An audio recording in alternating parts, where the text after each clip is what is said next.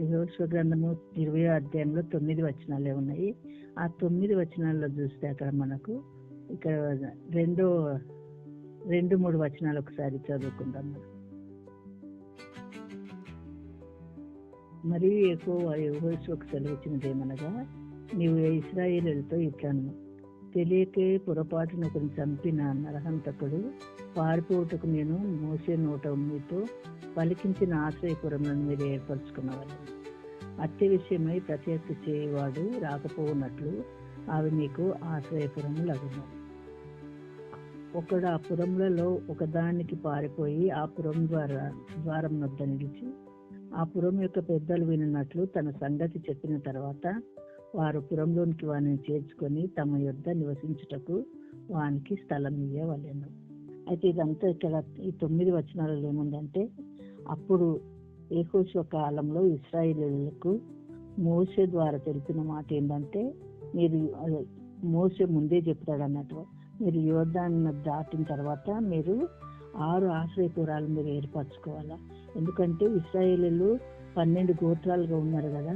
ఈ 12 గోత్రాలలో ఉన్న వారికి 2 గోత్రాలకు మీకు ఇక్కడ స్థలం మీకు అక్కడ యోర్దాను దాటిపోయిన తర్వాత మీకు ఏర్పరిచిన మీ స్థలాలలో మీరు 2 గోత్రాలుగా మీరు ఒక స్థలాన్ని మీరు ఒక్కొక్కరికి ఆశ్రయపురంగా మీరు ఏర్పాటు చేసుకోవాలని అక్కడ మోషే యెహోషువకు చెప్తాడు అన్నట్టు. యెహోషువ ఆ ప్రకారము 6 ఆశ్రయపురాలని వాళ్ళకు కట్టిస్తారన్నట్టు.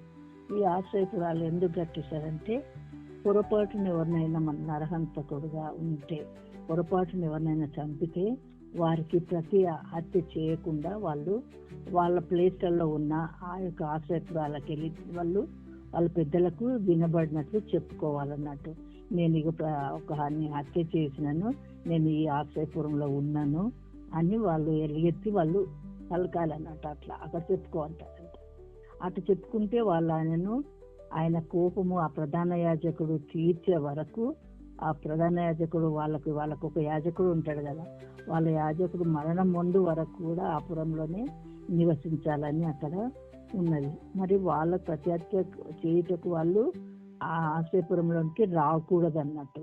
వాళ్ళని మరి అంటే అది పొరపాటున జరిగింది కాబట్టి అది వాళ్ళని మరి చంపకూడదు అన్నట్టు, ప్రత్యర్థ చేయకూడదని ఆ ఆశ్రయపురాలని అక్కడ దేవుడు వాళ్ళకి నిర్మించుకోమని అక్కడ చెప్తాడు అన్నట్టు. మరి ఈ ఆశ్రయపురాలు అంటే ఏంటి అనేది మనము తెలుసుకుందాం అన్నట్టు. మొదటి ఆశ్రయపురం ఇక్కడ చూడండి 7వ వచనంలో, అప్పుడు వారు నఫ్తాలీల మన్యంలోని గలిలయలో కెదెషును, ఎఫ్రాయిమీల మన్యమందలి షెకెమును, యూదా వంశస్థుల మన్యమందలి హెబ్రోనను కిరితర్బాను ప్రతిష్టపరిచింది.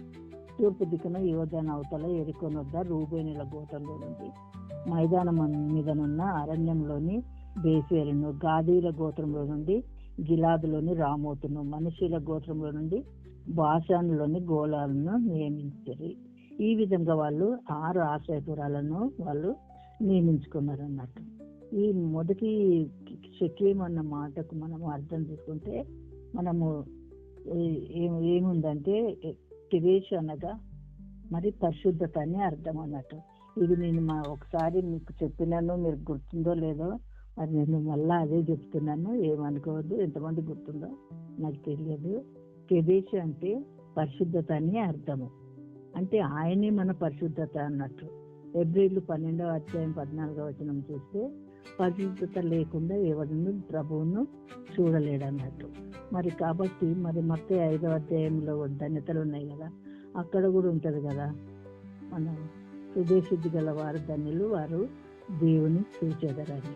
కాబట్టి మనం ఎప్పుడైతే పరిశుద్ధులుగా ఉంటామో అప్పుడే ఆ కెదెషును ఆశ్రయించాలని ఇక్కడ మనకు తెలుస్తుందట.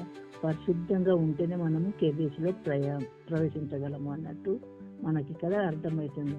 ఆయనే మన పరిశుద్ధతని మన 1 కొరింథీ 1వ అధ్యాయము 31వ వచనంలో కూడా ఉన్నది. ఆయనే మన నీతి, మన సమాధానము, మన పరిశుద్ధత ఆయనే అని. కాబట్టి మనము అంటే ఎప్పుడైతే మనము దేవుణ్ణి కలిగి ఉంటామో ఆ పరిశుద్ధత మనలోనికి వస్తుంది. కాబట్టి మనము ఆయనలో ఉంటేనే మనము కెదెషులో ఉన్నట్టు, మన ఆశ్రయపురము ఆయనే అన్నట్టు మనకి ఇక్కడ మనకు తెలియబడుతున్నది అన్నట్టు. అంటే పరిశుద్ధులుగా జీవిస్తేనే మనము ఆశ్రయపురంలోనికి వెళ్ళగలం. మరి అంటే ఈ హెబ్రీలోకి రాసే 12వ అధ్యాయం 14వ వచనం చూస్తే పరిశుద్ధత లేకుండా ఎవరును దేవుణ్ణి చూడలేడు. మరి కాబట్టి మనం హృదయశుద్ధి గలవారే పరిశుద్ధులు అంటే దేవుని చూస్తారని ఉన్నది. కాబట్టి మనం ఎప్పుడైతే పరిశుద్ధంగా జీవిస్తామో అప్పుడు మనము ఆ కెదేశును ఆశ్రయించినట్లుగా ఇక్కడ భావించవచ్చని తెలియపరుస్తుంది అన్నట్టు. ఈ రెండవ ఆశ్రయపురము షెకేము. షెకేము అంటే మన భుజం అన్నట్టు. అంటే ప్రభు అయిన యేసుక్రీస్తే మన విమోచకుడు, రక్షకుడు, మన భారమంతా మోయివాడు అన్నట్టు. భుజం అంటే భారము కదా, మనకు భారం మోయట. కాబట్టి ఆయనే మన భారం మోస్తున్నాడు. మరి మత్తయి 11:28 ఉంది కదా, ప్రయాసపడి భారం మోస్తున్న సమస్త జనులారు నా యొద్దకు నేను మీకు విశ్రాంతిని కలుగజేస్తున్నా అన్నాడు. కాబట్టి మనం ఆయన్ని ఆశ్రయిస్తేనే మనకు విశ్రాంతి దొరుకుతుంది. మన భారములన్నిటినీ ఆయన మీద మోపాలని. మరి కీర్తన 55:2 చూస్తే నీ భారము యెహోవా మీద మోపము, ఆయనే నిన్ను ఆదుకొనును. కాబట్టి మన షెకేము ఆయననే. కాబట్టి మనము ఆయనను మాత్రమే ఆశ్రయించాలని ఈ రెండవ ఆశ్రయపురం ద్వారా కూడా మనము నేర్చుకుంటున్నాము. మూడవ ఆశ్రయపురము హెబ్రోను. హెబ్రోను అంటే సహవాసం అన్నట్టు. సహవాసము, హెబ్రోన్ అనగా సహవాసము. అయితే 1 యోహాను 1:3 చూస్తే మనము మొట్టమొదట మనము మన సహవాసం అయితే తండ్రితో కూడాను ఆయన కుమారుడైన క్రీస్తుతో కూడాను ఉన్నదని రాయబడినది. ఎప్పుడైతే మనం దేవునితో మనం సహవాసం కలిగి ఉంటామో అప్పుడు మనం ఎప్పటికీ కూడా మన విశ్వాసులతో సహవాసం కలిగి ఉంటాము. మన అంటే మన ప్రార్థనలు కానీ, మన తలంపులు కానీ, మన సమస్యలు కానీ, మన భారంలో కానీ ఆయనతో పంచుకొని ఉంటాం. కాబట్టి మనకు నెమ్మది కలిగి ఉంటాం అన్నట్టు. మరి మానవుల సహాయం మనం ఎప్పుడైతే కోరుతాం, మనం 118 కీర్తనలో 8-9 వచనాల్లో కూడా ఉంది కదా, మనము మనుషులను నమ్ముకుంట కంటే యెహోవాను ఆశ్రయించటం మేలు అని. కాబట్టి మనం ఎప్పుడు కూడా మనము యెహోవాను మాత్రమే ఆశ్రయించాలని ఈ యొక్క హెబ్రోను ద్వారా మనము నేర్చుకుంటాము.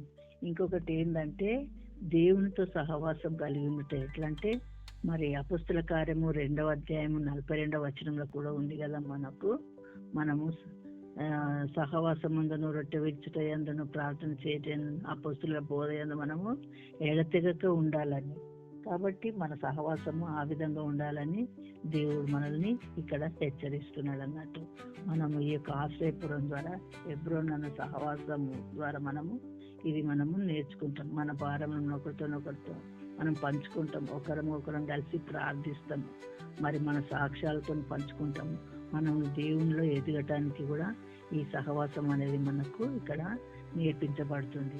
హెబ్రోను అనగా సహవాసం. దేవునితో సహవాసం కలిగి ఉంటేనే మనము ఈ లోకంలో కూడా మనము పరలోకంను అనుభవించగలమని కూడా మనకు తెలియబడుతున్నది. ఇంకా 4వది బేసేరు. బేసేరు అనగా బలము. మన బలమంతా ఆయనే. మరి కీర్తనల 18వ అధ్యాయంలో మనం బలహీనతతో ఉన్నప్పుడు మనల్ని బలపరచువాడు ఆయన అని ఉంది. 2వ కీర్తన కొరింథీ 12:10 చూస్తే నేను ఎప్పుడైతే బలహీనుడునో అప్పుడే బలవంతుడనని పరిశుద్ధ పౌలు చెప్తున్నాడు. కాబట్టి మనము బలహీన సమయంలో మనం క్రీస్తుని ఆనుకొని ఉంటకు మనము నేర్చుకోవాలని బేసేరు ద్వారా మనకు బయలుపరుస్తున్నాడు అన్నట్టు దేవుడు. కాబట్టి మనము అన్ని విషయంలో మనం దేవునిపై ఆధారపడి ఉండాలని, మన బలము, మన గానము, మన సమస్తము ఆయనే అని ఈ బేసేరు ఆశ్రయపురం ద్వారా మనకు నేర్పిస్తున్నాడు అంట దేవుడు. కాబట్టి వ్యక్తిగతంగా మనము క్రీస్తును మనము అనుభవిస్తేనే కానీ మనకి బలహీనత ఏమున్నను మన బలహీనతలని తీసివేయవాడు మన దేవుడు ఒక్కడే. కాబట్టి బేసేరు అన్న ఆశ్రయపురం ద్వారా ఆయనే మన బలము అని మనం ఇక్కడ తెలుసుకుంటున్నాం అన్నట్టు. 5వది రామోతు. రామోతు అనగా ఎత్తుగా అన్నట్టు, ఒక ఉన్నత స్థలం అన్నట్టు. కాబట్టి మనము దేవుడు మనల్ని ఆత్మీయంగా ఎదిగించుట కోసము ఎన్నో అంటే పరీక్షల ద్వారా మనల్ని నడిపిస్తూనే ఉంటాడు. అయితే ఇక్కడ ఎత్తు అనగా మనము ఈ లోకంలో మరి మన జీవితంలో ఈ ఇహలోక ఆశీర్వాదాలు కాకుండా పరలోక ఆశీర్వాదాలు కూడా మనకు అనుగ్రహించటకు దేవుడు మనల్ని కొన్నిసార్లు శ్రమల్లో పాలు చేశాడు, కొన్నిసార్లు పరీక్షలు కానీ కొన్నిసార్లు మనం అనుకుంటాం అది పరీక్ష దేవుని వలన వచ్చింది, ఈ శోధన దేవుని వలన వచ్చినది. కానీ దేవుడు మనల్ని ఒక ఉన్నత స్థలానికి నడిపించుటకు మన జీవితంలో అనేకమైన రోగాలు కానీ నష్టాలు కానీ కలుగుతుంటాయి అన్నట్టు. అయినప్పటికీ మనము దేవుని విడవక ఉంటే తప్పకుండా మనము దేవుని యొక్క ఒక రామోతు స్థలానికి అనగా ఒక ఉన్నత స్థలానికి మనల్ని దేవుడు నడిపిస్తుంటాడు అన్నట్టు. అయితే ద్వితీయోపదేశ కాండం 32:11-13 చూస్తే మనకు పక్షిరాజు తన పిల్లల్ని ఇంకా చిన్నవిగా ఉన్నప్పుడంట అవి పైకి తన గూడంతా రేపి కిందకు పడేస్తాయంట. పడేసి అవి ఇట్లా కింద పడేలోపు అది కిందకి తొందరగా కిందికి దిగి వచ్చి ఆ రెక్కలపై తను మళ్ళీ మోసుకొని పోతాడంట. అంటే అవి రెక్కలు వచ్చి తిరిగి అవి ఎగిరిపోయే వరకు దానికి నేర్పిస్తూనే ఈ పక్షిరాజు పిల్లలను కాపాడుతూ దానికి నేర్పిస్తూ ఉంటాయంట. అంటే దేవుడు మన పట్ల తన సంకల్పము ప్రణాళిక మనం పట్ల ఏమై ఉన్నదో అది నెరవేర్చే వరకు మనల్ని ఆ విధంగా ఒక శ్రేష్టమైన ఒక ఉన్నతమైన స్థానానికి తెచ్చే వరకు ఆయన మనకి ఎన్నో అంటే ఇబ్బందులు ఇరుకులు ఆశలు కలిగినప్పటికీ మనల్ని రక్షిస్తూ కాపాడుతూ మనల్ని బలపరుస్తూ ఉంటాడని ఈ యొక్క రామోతు ఆశ్రయపురం ద్వారా మనము నేర్చుకుంటున్నాం అన్నట్టు. మరి ఈ రామోతు ఇంకా ఎన్నో ఉన్నత స్థలాలకు అంటే ఆయనే మనకు అంటే యోహాను సువార్త 14వ అధ్యాయంలో కూడా ఉన్నది కదా, మనకు ఆయనే మన నివాస స్థలం అని, నా తండ్రి ఇంట అనేక నివాస స్థలాలు ఉన్నాయని. కాబట్టి ఆయన మన నివాస స్థలం అయి ఉన్నాడని కూడా మనము తెలుసుకుంటాం అన్నట్టు. ఈ 6వది ఏంటంటే గోలాన్. ఈ గోలాన్ అని అంటే మనకు సర్కిల్ అని అది అర్థం ఇస్తుంది. ఒక సర్కిల్ అంటే ఒక గుండ్రము వృత్తము ఆకారం అది. అయితే దానికి ఆరంభం అంతం ఒకే రీతిగా ఉంటుంది అన్నట్టు. అంటే ఇది నిత్యత్వమునకు సూచిస్తుందంట. కాబట్టి మరి దేవుడు మనల్ని పుట్టించింది మొదలుకొని మనము ఆ నిత్యత్వం చేరు వరకు ఒక ప్రణాళిక కలిగి ఉంటాడు. కాబట్టి అక్కడ నిత్యత్వంలో అక్కడ వెలుగు చీకటి పగలు రాత్రి అవి ఏముండవు, అంతా ఒకేలాగా ఉంటుంది అనుదినం.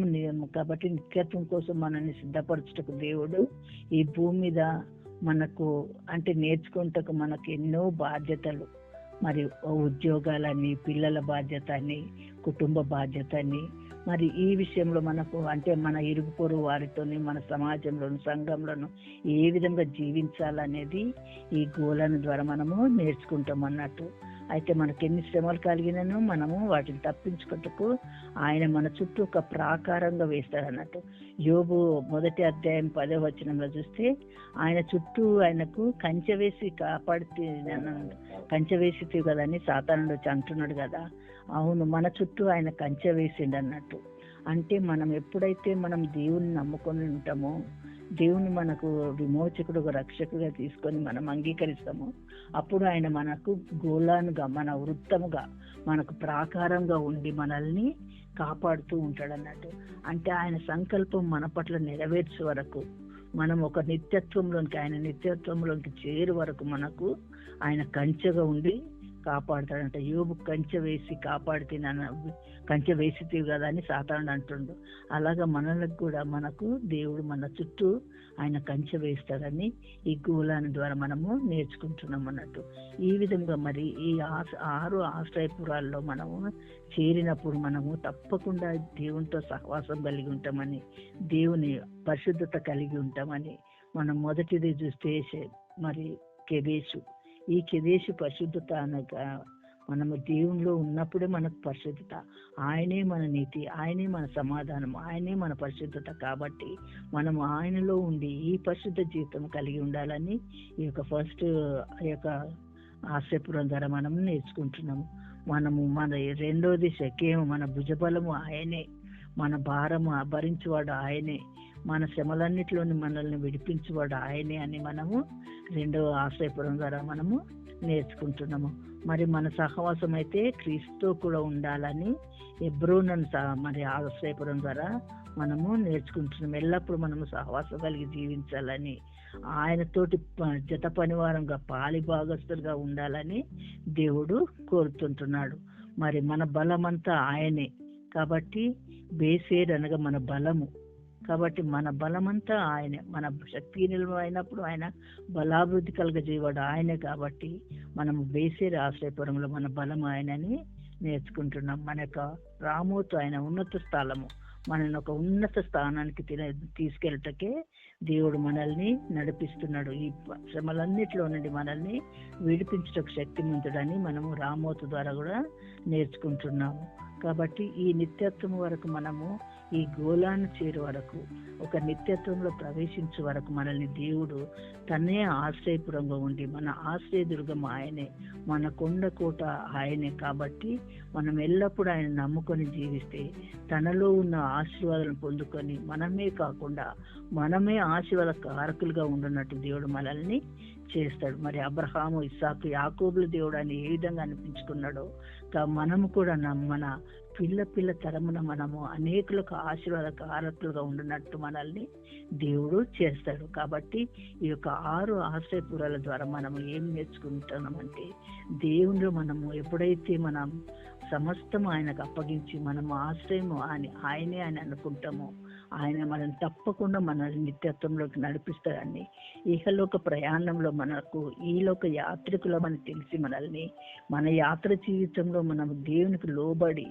ఆయన మాటను నమ్ముకొని హత్తుకొని ఆయనే మన సమస్తము, సర్వంలో సర్వమైన దేవుడని, మన సంగీతము, మన బలము, మన గానము, మనం ఆయనే మన సమస్తం అని ఎప్పుడైతే అనుకుంటామో ఆయన మనకు ఆశ్రయ దుర్గంగా ఉండి మనల్ని కాపాడతాడు. కాబట్టి ఈ విధంగా ఈ 6 ఆశ్రయపురముల ద్వారా దేవుడు మనతో మాట్లాడిన విధానం బట్టి దేవునికి వందనాలు, స్తోత్రం చెల్లిస్తున్నాను. నేను ప్రిపేర్ కాలేదు. ఇప్పుడు 3 గంటలకు లేచి నేను మరి ఇదన్నా చెప్పుదాంలే అనుకున్నాను. కానీ దేవుడు మరి ఇది మరి నాకు నా నోట ఉంచండు. కాబట్టి దేవుని నామకు మహిమ కలుగును గాక. ఈ చిన్న వాక్యంను దేవుడు ఆశీర్వదించి మనల్ని, మన జీవితాలని, మన కుటుంబాలను నిత్యం కాపాడుతూ నడిపించును గాక. ఆమేన్.